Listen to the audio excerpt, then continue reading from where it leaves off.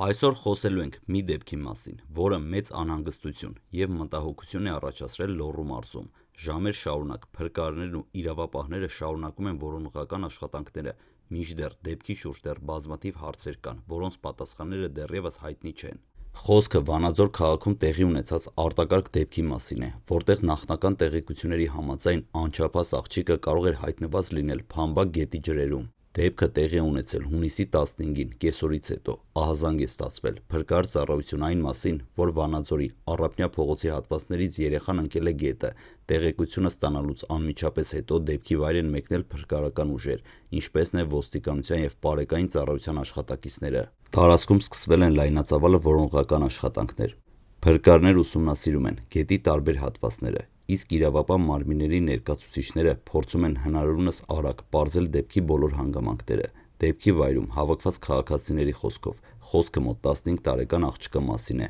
Ըստ տարածված տեղեկությունների կա նաև ականատես, ով հայտնել է, որ տեսել է աղջկան գետի մոտ և նկատել է այն պահը, որ հետագայում դարձել էր որոնողական գործողությունների մեկնարկի պատճառը։ Սակայն այս պահին իրավապահ մարմինները շարունակում են ստուգել բոլոր տեղեկությունները, քանի դեռ որոնողական աշխատանքները չեն ավարտվել և պաշտոնական եզրակացություններ չեն հրապարակվել, որևէ վարկած վերջնական համարվել չի կարող։ Փրկարարական ծառայության աշխատակիցները ժամանել են մի քանի ստորաբաժանումներից։ Գործողություններին ներգրավված են եղել ինչպես մարզային փրկարարական վարչության, այնպես էլ Վանաձորի Հրշեջ փրկարարական ջոկատի աշխատակիցները։ Նրանց հիմնական նպատակը հնարավորինս արագ որոնողական աշխատանքներ իրականացնելն ու յուրաքանչյուր տեղեկություն մանրակրկիտ ստուգելն է։ Փամբակ գետը Լոռու մարզի կարևոր ջրային հոսքերից մեկն է։ Տարվա տարբեր եղանակներին գետի հոսքի արագությունը կարող է փոխվել, իսկ որոշ հատվածներում ափամերձ գոտիները կարող են բավականին դժվար անցանելի լինել։ Այդ պատճառով նման դեպքերում որոնողական աշխատանքները հաճախ պահանջում են զգալի ժամանակ և մեծ ռեսուրսներ։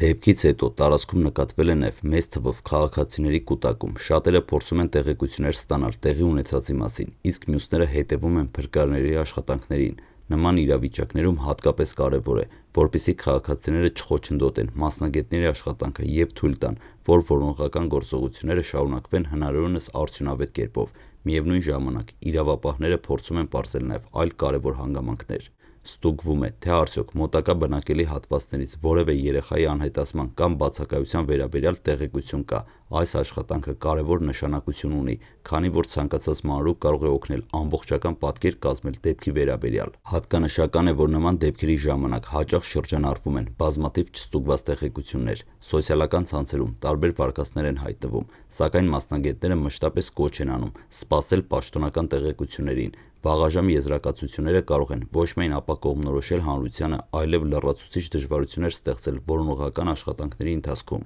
Այս պահին հայտնի է միայն, որ որոնումները շարունակվում են, իսկ դեպքի բոլոր հանգամանքները դեռևս ճշտման փուլում են։ Փրկարարները և իրավապահները շարունակում են իրենց աշխատանքը, փորձելով հնարավորինս արագ պարզել իրականությունը։ Լոռու մարզում տեղի ունեցած այս դեպքը կրկին հիշեցնում է, թե որքան կարևոր է զգուշավորությունը ջրային տարածքների հարևանությամբ։ Ամառային ամիսներին մարդիկ ավելի հաճախ են լինում գետերի և ջրամբարների մոտ, իսկ անվտանգության կանոնների պահպանումը կարող է վճռորոշ նշանակություն ունենալ։